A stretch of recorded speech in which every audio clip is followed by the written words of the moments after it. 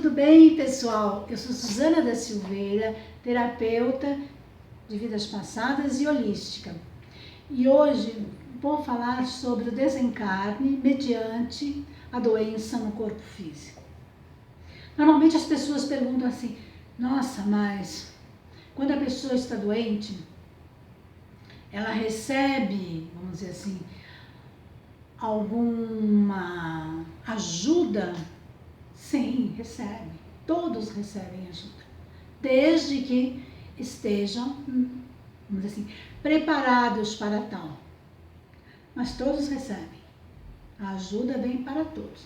Agora, tem aqueles que não aceitam ajudas. Ou porque não aceitam que desencarnaram, então ficam circulando, ou dentro do hospital, ou dentro da residência, quando desencarnam na residência, ou saem para a rua e ficam circulando e perdidos. Cada um na sua dinâmica. Tem aqueles que aceitam de bom grado, obviamente, são encaminhados, são sedados e encaminhados para o hospital no astral. Outros tantos repelem essa ajuda. Então varia muito, né? As crenças, os valores que essa pessoa, enquanto estava no plano físico, deu, as coisas, né? Cada um tem a sua visão do mundo, de acordo com a sua visão, com a percepção, com o que quer para si, vai ser direcionado por pensamento. Aí varia muito, né?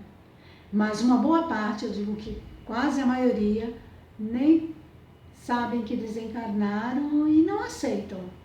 Se você chegar e falar, olha, você não está mais no corpo físico, porque quando a pessoa desencarna, o ideal, mesmo ela estando doente, ela está doente, não é ela que está doente é o corpo físico.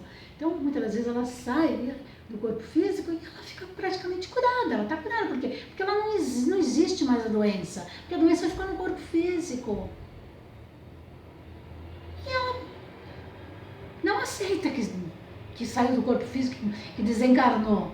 Aceita apenas que ficou curada e que vai sair pela rua, andando, e aí cada um tem a sua, né? A sua escolha, a sua vontade. Tem aquela parcela que aceitam e que são encaminhados.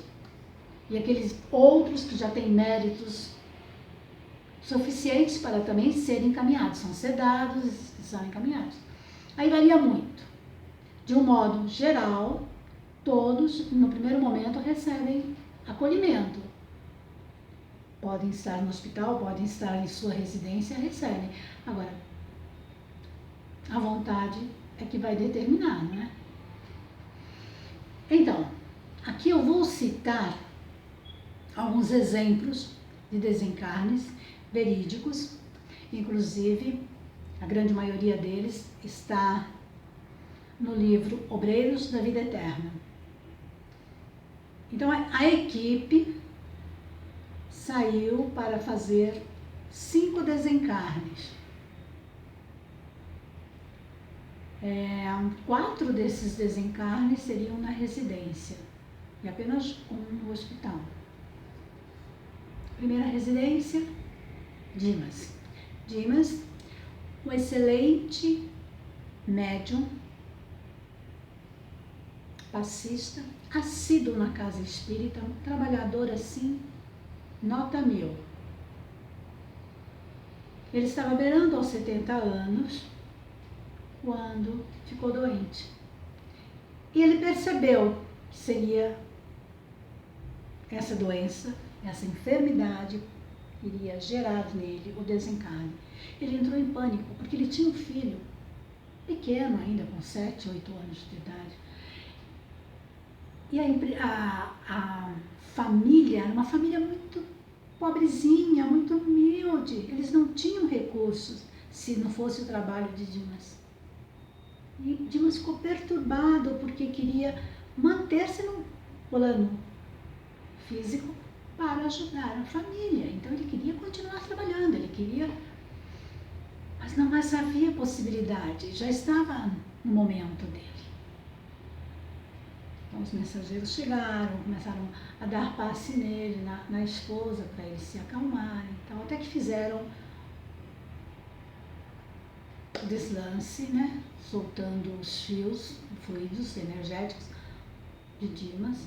Sobrou apenas um, que ficou ligando nele no corpo físico. No período do velório, encerrado o velório, eles conseguiram desligar esse fio. Aí eles saíram da residência do Dimas e foram para a residência de Fábio. Fábio, passista na casa espírita, assíduo, fazia o evangelho no lar semanalmente. Para aqueles que não conhecem o evangelho no lar, é feita uma pequena reunião que pode conter apenas uma pessoa, no caso dos outros parentes não quiserem participar. Em um dia na semana, você escolhe um dia, então vamos supor, você escolhe a segunda às 8 horas da noite. Então, todas as segundas às 8 horas da noite, faça uma pequena, vamos dizer assim, pausa e começa essa reuniãozinha. Abre o evangelho aleatoriamente, que pode ser o evangelho segundo o Espiritismo, ou até mesmo a Bíblia, não importa. Abre, lê um pequeno trecho e depois desenvolve o que entendeu sobre aquele trecho, sempre deixando uma jarra de água ou um copo de água para cada membro da família em cima da mesa, que os mensageiros sempre colocam algumas substâncias necessárias para nós. Encerra-se com uma oração. E assim, Fábio fazia assiduamente o Evangelho no Lar, porque o Evangelho no Lar também, ele nos ajuda a criar proteções dentro da nossa casa. Que assim, irmãos não, vamos dizer, irmãos que estejam brincando por aí, que saiam bagunçando, né? Eu digo, a nível espiritual, né? Eles podem entrar nas residências e fazer algazarras. Mas se você é assíduo no Evangelho, fica difícil, né? Já dificulta um pouco a entrada deles na sua residência. Por quê? Porque você é uma pessoa assídua, então você está brindando toda a sua residência para que você possa, você e a sua família, dentro de casa, estarem amparados. E Fábio sempre o faz. Chegou o dia do desencarne dele. Ele já pressentia. Ele chamou os 2 filhos, um de 6 e o outro de 8 anos, e começou a explicar para eles que se porventura ele fosse embora do plano físico, que não era para eles chorarem, que era para eles compreenderem que são as leis do nosso Pai, o Criador, e que todos nós, cedo ou tarde, vamos deixar o corpo físico, e que já o fizemos por diversas vezes. Já voltamos ao plano espiritual e outras tantas já retornamos para o corpo físico novamente. Então, isso é apenas uma passagem, é como se fosse uma viagem. Mas, hora ou outra, nós nos encontramos, seja em sonho, seja em desdobramento, sempre estamos nos vendo. Os meninos compreenderam com lucidez. Ele falou, nossa casa é muito bem brindada, vocês vão continuar a fazer o Evangelho, não precisem chorar. E eles aceitaram e compreenderam com clareza. Os mensageiros ficaram felizes de ouvir o que Fábio estava dizendo para os filhos. O desencarne de Fábio foi tranquilo. O pai dele veio buscá-lo e ele foi tranquilo. Depois eles foram para a casa da Albina. Albina, uma senhora que tinha 2 filhas moças, né, casadas, e ela adotou um menino, Joãozinho. Ela estava muito doente. E uma das filhas estava grávida de 6 meses. E Joãozinho pedia muito que a mãe dele não morresse. Os mensageiros, quando chegaram lá, vendo a oração de Joãozinho e vendo a filha naquele estado, se a mãe desencarnasse naquele dia, provavelmente a filha levaria um grande choque e poderia perder o bebê. Eles avaliaram e protelaram o desencarne de Albina por alguns meses. Eles saíram de lá então e foram para a casa de Adelaide. Adelaide, uma dirigente espírita, ela tinha, assim, vamos dizer, um imenso amor pela função que desenvolvia na área social do centro. Ela, com outros, não é, ajudava centenas de famílias que precisavam do mínimo para sobreviver. E ela mantinha essa ação social intensa. Ela era, vamos dizer, o cabeça, né, desse programa.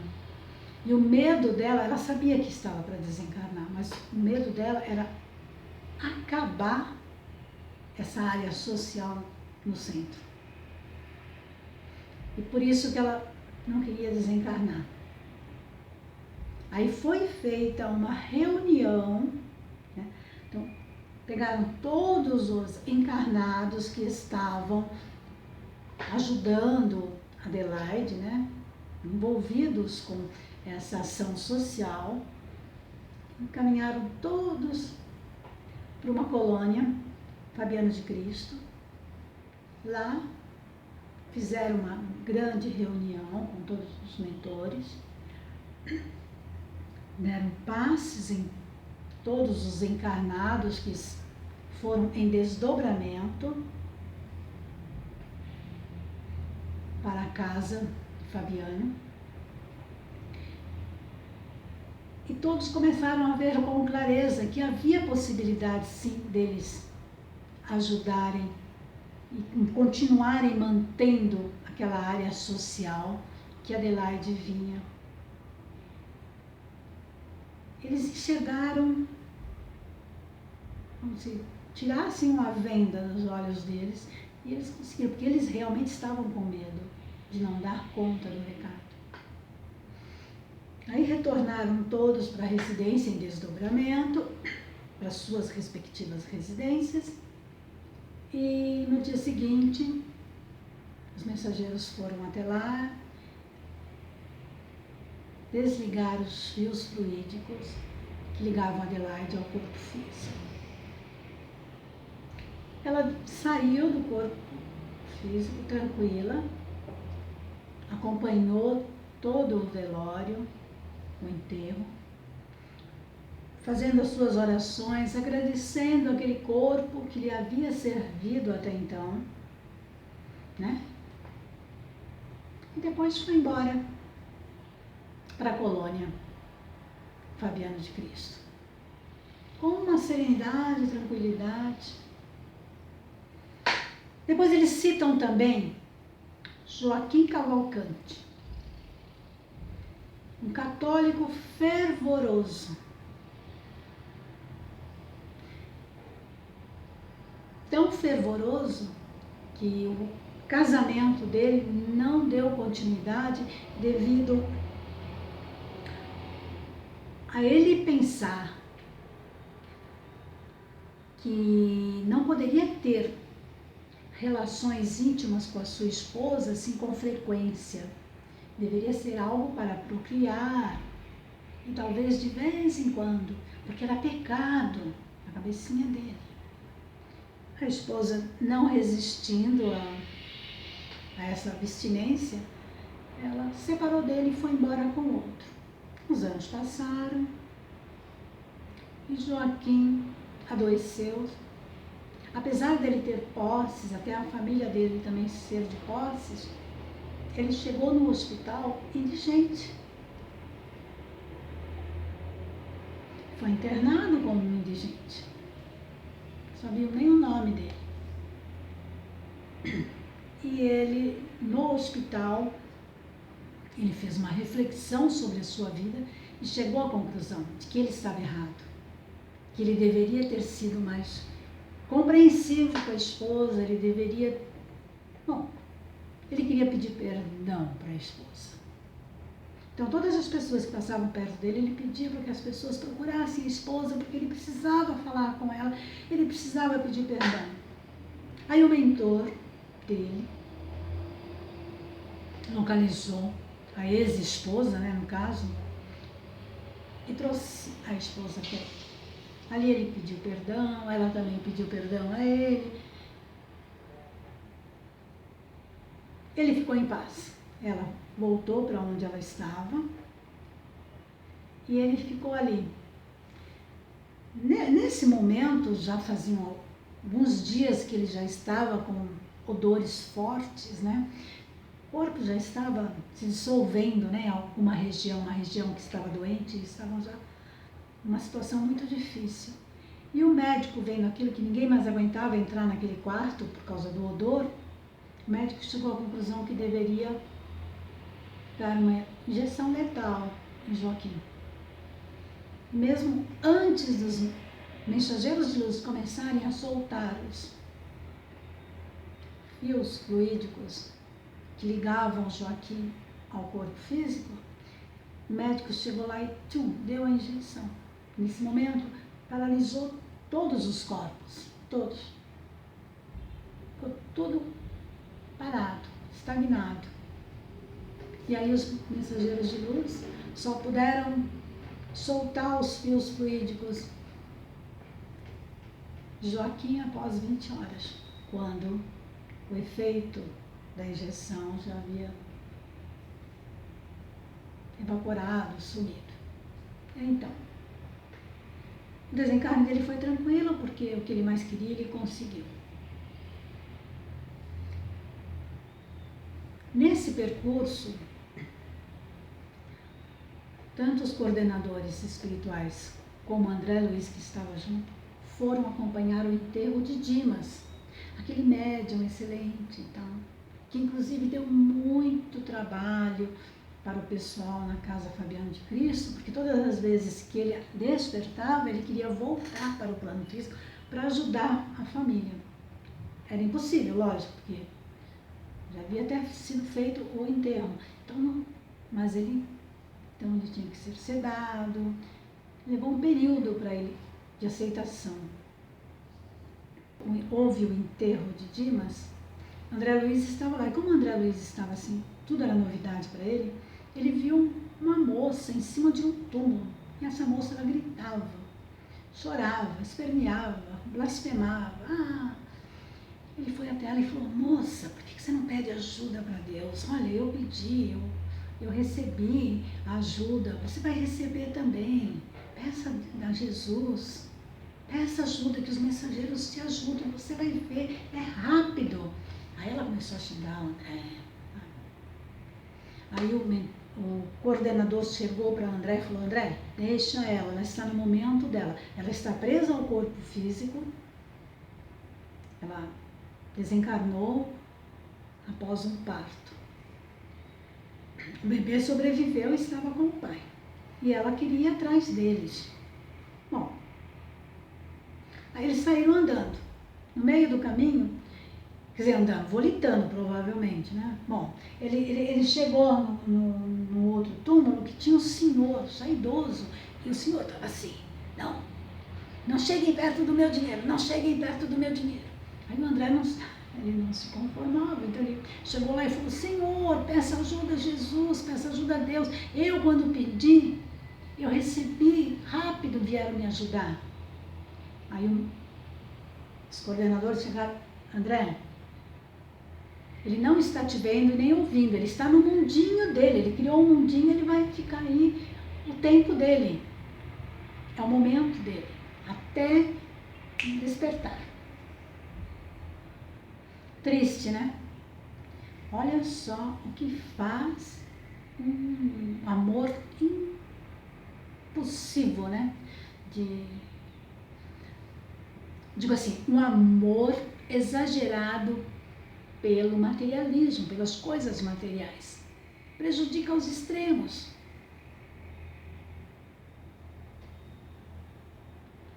Então, igual a esse senhor e aquelas moças que estavam ali, muitos acontecem. Eu tive uma cliente que ela, em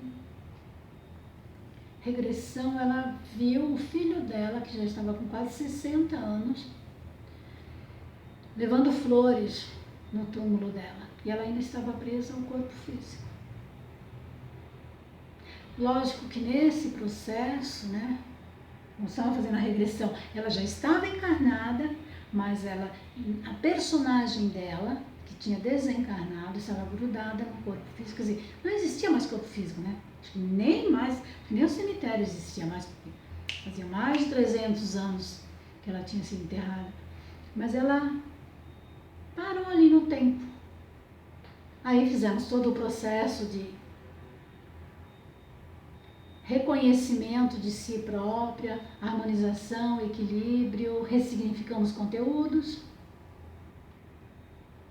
Ela voltou. A dificuldade dessa minha cliente, ela tinha grandes dificuldades em falar o inglês. Então, logo nós conseguimos acessar essa vida, ela já começou a ter uma facilidade maior em aprender esse idioma. Porque a queixa dela maior era essa, tá? Lógico que tiveram outras vidas passadas que nós também trabalhamos e tal, mas em especial essa foi a primeira que deu start para ela soltar-se. É isso aí. Todos nós temos que nos conscientizarmos que a consciência tranquila e o desejo no bem-estar ao outro é a chave da nossa paz interior. Beijos de luz para todos nós.